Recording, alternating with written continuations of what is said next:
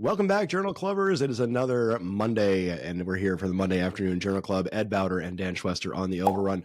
Today we're going to Happy Monday. Today we're going to talk about cardiac arrest out of Japan because it turns out that maybe we're not doing as well as we could be. So this is Amagasa et al. This is out of Academic Emergency Medicine, and this is from March of this year. This is brandy spanking new, and what we like about this study is this was an observational study that used propensity scoring. We'll get into that in a second. But the crux of this was it didn't seem to really matter whether we did advanced airway management early or late in cardiac arrest. So, Danny, let's get into that for a little bit. Yeah, it kind of backs up what we've been seeing from other papers, right? Is that it doesn't seem to be that advanced airway management makes a huge difference in survival, either ROSC or survival to discharge. And I think this is pretty consistent. What I did like about this was it was a very meticulous study with a lot of data that was put together in a very organized manner and kind of really interesting to look at because we've been taught to like focus on getting that airway in that tube, and we pride ourselves on it. And again, it's especially in cardiac arrest, it does not seem in this study that it's making a big difference. And we've talked previously, if you've seen one study, you've seen one study. What I like about this particular paper is that it built off of a bunch of other data sets from 2013, 2014, 2023, and all this. And the way that they actually took the time to score it, so propensity scoring is a statistical tool, right? And what you do with propensity scoring is you try and establish the likelihood that a treatment or an intervention is going to make a difference, right? So in this observational study, and again, the N in this study is enormous. They had 41,000 eligible patients, 21,000 received early airway management, and then they actually looked at a total of almost 43,000 patients. So, and Japan works a little bit differently than the United States. Excuse me. So that's an important thing to keep in mind. But essentially what they did was they looked at how these patients fared receiving either a supraglottic airway. In some cases, they still used an EOD, which we'll talk about that in a minute. But essentially, EMTs in Japan are trained to use intubation just for cardiac arrest. And so in this, they just decided, all right, at certain points, we're going to use endotracheal tubes. At certain points, we're going to use supraglottic airways. What we really found in this data set was that, generally speaking, it looks like if you intubate someone with an endotracheal tube less than 10 minutes after the arrest, they may have more favorable outcomes at hospital arrival and 1 month after the treatment. But if it was more than 10 minutes, or specifically more than 20 minutes, patients that had supraglottic airways tended to have better outcomes. So obviously that's very confusing. There's a lot of variables to it. But let's go into that a little bit. Why do we think that might be the case here? And we've talked previously where, we focus so much on airway management and intubation and cardiac arrest, but it's maybe starting to look like that's not the most important thing. I think it comes down to the idea of the fresh kill, right? If we're there fairly rapidly, if we have a viable patient, there's a better chance that our interventions are actually going to make a benefit, that the medications are going to work, that the defibrillation is going to work. It stands to reason that later on in the cardiac arrest, you're not going to get a good outcome. This is what's showing us. The data is telling us this, and I think that this study specifically reflects that the longer we wait on things and the longer it takes to do things, and the further you go in, it's not going to have a good outcome. I think that's pretty close to right. So let's get into what they actually looked at here in this data set. I'm not going to spend too much time going into the design. It's pretty well done. Essentially, it was an observational study. So once they had an arrest come in, they just pulled the chart and looked at it to see what was done. Here we talk about the actual data analysis. And here's where the information gets really interesting. So one of the nice things that you can do in this type of observational study with propensity scoring is you can make the two groups, the intervention group and the placebo group or the control group, very what's called homogeneous. So everything kind of looks the same. Right. In this data set here, you see, the average age was between 77 and 74. That's probably about right. I think that's sort of translatable to the United States population. I think generally that's probably the age that we see. Again, predominantly male population. They really went into detail here. We've got days of the week, whether someone arrested during a weekend or a weekday, time of the call, witness status, bystander CPR, initial monitored rhythm, cause of the arrest, and they go through all of this, and they even go into in-hospital variables, which wasn't really looked at in the study. So their actual data set is very, very complete, right? They looked at everything, and what I like about that is we want to establish, all right, here's all the variables we can control for, right? And what propensity scoring will do is it tries to reduce as many variables as possible to make that analysis actually valid, right? So over time, right? So instead of looking at this particular group that this ambulance treated, we just went ahead and looked at everybody, and then we tried to reduce those variables statistically. And again, we get more into this, and then they talk into the actual main results and sensitivity analysis. Here again, you have your baseline patients, 6,348, and then they went in and scored who was eligible for the study, 41,101.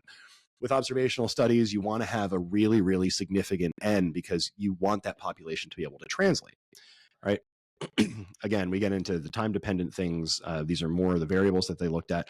So the reason that we're going through all of these is because it's really for completeness sake, right? All of this was looked at and considered. And then we get down into the discussion about what actually works. So the important thing here in the discussion, right, what they looked at was this actual out-of-hospital cardiac arrest registry, and it includes pre-hospital and in-hospital data, and it shows survivals and things like that. The analysis, they showed early advanced airway management was defined as 5 minutes or less and 10 minutes. And this is where phrasing is important, right? Because it says this is it's significantly associated with favorable neurological outcome. And that's one of those things that is statistically true, right? But then as you start moving in and you get into what's called the relative risk, which is which does the intervention actually make a difference in the data set? And we find that it didn't really do that. The line in here that I like is that clinical outcomes should be tailored to the individual needs of the patient, which I think it's also in line with conversations we've had previously where, we're moving toward a much more individualized type of care pattern, right? Maybe we don't treat every cardiac arrest the same. Maybe we have a package for your COPD patient who's a cardiac arrest patient, and maybe that includes a different set of them. Yeah. And again, even in here, they talk about traumas, and it's something important to mention. In Japan, EMTs actually do the intubation, and it's only for cardiac arrest. So there's also a skill attrition to think of. This is a study that does have a lot of limitations, again, because it's observational. So I really, really like this data set. I think it's important. I think it gives us really good information. And I think it tells us, stuff that we've wanted to talk about and stuff we wanted to know, where, we've talked about doing intubation for cardiac arrest for so long because we need medics to have a skill that matters, right? We need something that actually makes a difference. And intubation is something that we've kind of hung our hat on for a long time. I don't know that it's looking like it's the the panacea that we always thought it was. I don't think it's as much of a panacea. The one thing I didn't like about this study is that I think they got into a lot of circular reasoning. They talked about that, in this data set, it showed that early advanced airway management was equatable with a higher level of neurologic survival. But then they said, but it doesn't really work. The other thing that I had about it that kind of caught me was in their discussion, they talked about a lot of confounders. And one of the things they were talking about was we only measured that people had advanced airways inserted. We didn't measure was how many times we had to attempt to do that. What was the operator's level of skill? Were there difficult airways? Were they easy airways? Were there problems? And I think that would have shown some light on things. I don't think it changed my mind drastically about what I do in a cardiac arrest. I think we need to understand that the quicker we get to these people, the quicker we get somebody's hands on their chest, which is something you hear me say almost every week on Journal Club when we talk about a cardiac arrest study, right? Get the defibrillator to their side and get on scene with somebody that we can conceive as viable. And then when you have the chance to do your advanced airway, be good at it. This may not be a time for the student to try 2 or 3 times.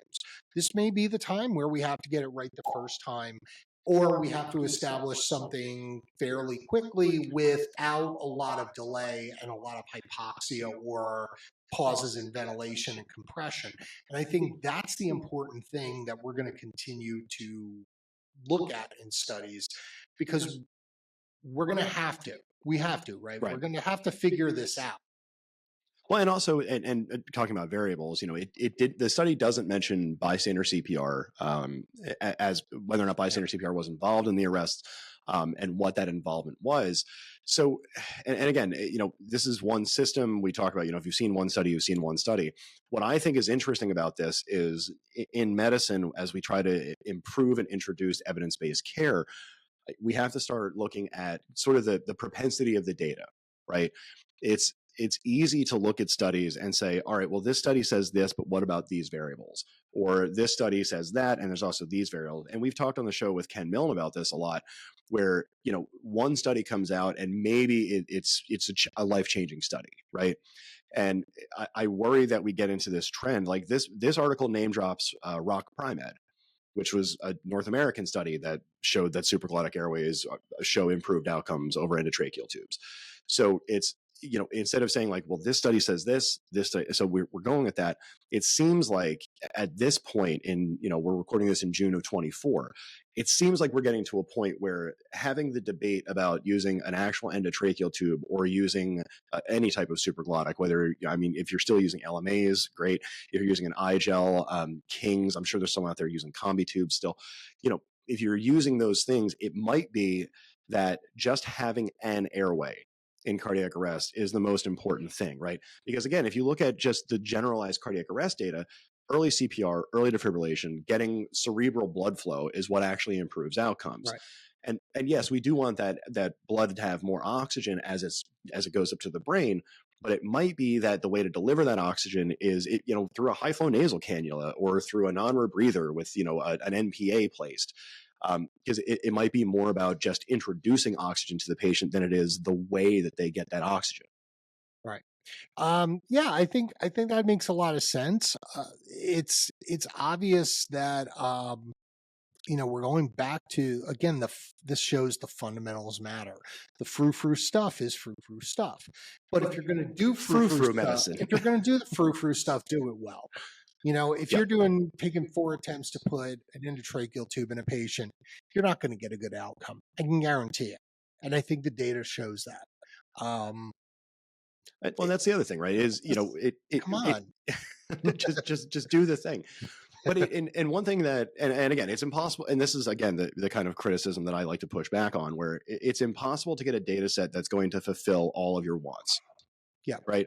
So it feels like, okay, this paper comes out and again, we've been having this conversation in EMS for a decade.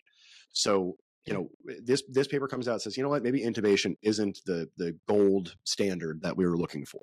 Right. And that's in 2013, 2014. And then data comes out in 2013, 2014 saying, what, it might not be the thing that we want it to be. And that happens again in 2016 and 2017 and 2020.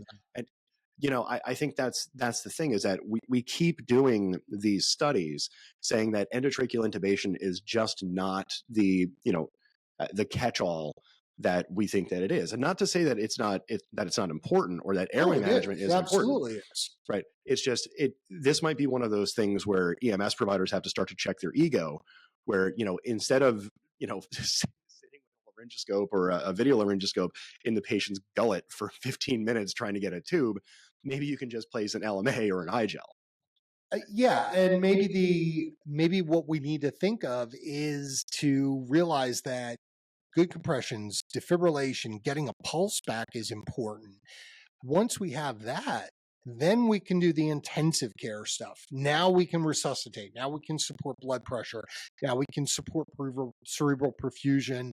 And now is the time to put the advanced airway in a safe manner. Right. Yeah, exactly. And it's not maybe running into a cardiac arrest and trying to get that airway, above all, airway uber alles. Maybe that's not the approach that we need to do. And, cardiac arrests are chaotic. There's a lot of stuff going on. Often there's family or, police officers or other providers that are in the way. And for me, the way that I've run cardiac arrests for, and at least the past 5 or 6 years, is I've been an IO and iGel frontline. That like my opinion on it clinically is, I know that the data supports using a supraglottic airway, but I'm not going to miss an iGel. I'm not going to miss an IO, right? The important things in this scenario are doing good chest compressions and making sure that we're delivering oxygen. So I can take 30 seconds and drop an iGel, drop an IO in the humeral head, and now I'm giving my medications, I'm controlling my airway. Yeah. And so there's also that sort of like that cognitive offloading, right? Going into a cardiac arrest where you don't have to worry about calculating the patient's size and like, do I use a 7.5 or an 8.0 tube, or do I use direct laryngoscopy or video laryngoscopy? And this isn't to, I worry again that reporting on data like this makes people think like, oh well, they're going to take all of our tools away and we can't have fun anymore. No, there's settings for everything. Right. You're always going to have the opportunity to intubate. And we're lucky we're in a state where our medics intubate more than most people in the country. You and I have done more intubations in a shift than the average provider does in a year. And, that's great. But it might be that that's not what we need to do all the time. So I wonder, do you think that maybe we're putting out this data and providers are starting to have almost like an identity crisis when they see it, like, well, if you take away my intubation, it makes me less of a provider? They could. They could. It could be cherry picked to look that way. Yep. I know that there are certain authors of certain papers that if you mention them in a room full of paramedics, you'll get booed, and maybe the occasional water bottle thrown at you, because they think that they're coming to take our endotracheal tubes. That's not true. Right. What they want us to do is do it when it's appropriate.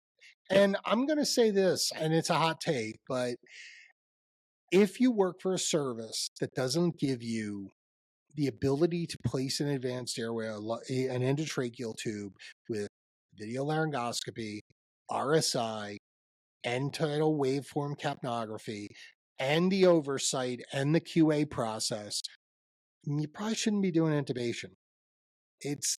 You're not set up for success. You're just set up to fail. And it's just going to be a self-fulfilling prophecy. You might hate me for it. You might scream at me for it, but it's true. We're making people intubate with their one arm tied behind their back. Cardiac arrest intubations are more difficult than you think they are. I think the data is showing that it's not as important right away. Get the pulse back, then let's stabilize the patient, then let's get the tube in. And one of the variables that I think comes out is, again, well, if we're only intubating twice a year, of course our skills are going to, of course we're going to start losing our skills. So then the argument becomes like, we should intubate more people. And it feels like the response is that it's like an attack. You're going to take away my skills. You're going to take this away from me. And like, well, if you're in a scenario where you're not practicing that skill, can I curse? Yeah, if you're not doing the skill. Seriously, can I curse? Of course, yeah. Okay. 12 shitty intubations equals 12 shitty intubations. You're not getting better. Right. If you're curled up in a bathtub with bad positioning and you're shoving a tube in someone's mouth on a prayer, we're not doing good. Yeah, exactly. If you do everything poorly, you're going to keep doing everything poorly. This is just one of those things where we're starting to see this data kind of become a lot more clear. This will be linked down in the show notes, and there's plenty of references to other airway studies that have shown, we just have to get an airway. It doesn't necessarily matter which airway, but it has to be an airway. Make airways great again. There we go. Someone should trademark that. I think that's a thing. Can we trademark that? I think it's a thing. I think we're getting sued. How would the abbreviation work? Oh, we can put the logo on big red hats. I think the cease and desist is on its way. I can't wait to see it. But think about what you're actually doing with our airways. It might be that we have to start tailoring these specifically to patients. But let us know what you guys think down in the comments. For the Journal Club this week, I'm Ed Bowder. That's Dan Schwester. Thanks. And we will talk to you all next time. And thanks for watching. We'll see you then.